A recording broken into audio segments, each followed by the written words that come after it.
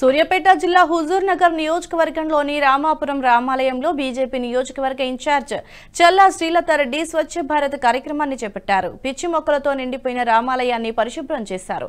ఆలయ పరిసరాల్లో ఉన్న చెత్త చెదారాన్ని తొలగించి స్వయంగా చీపురుతో ఊడ్చారు. అధికార పార్టీ నేతలు దేవాలయాలను పట్టించుకోకపోవడంపై దుర్మార్గమని ఆమె విమర్శించారు. ఇక ప్రధానమంత్రి నరేంద్ర మోదీ పిలుపు మేరకు స్వచ్ఛ భారత్ కార్యక్రమాలు చేపడుతున్నామని తెలిపారు. దేవాలయాలను శుభ్రం చేయాలన్న ప్రధాని పిలుపుతో రామాపురం రామాలయాన్ని శుభ్రం చేశామన్నారు.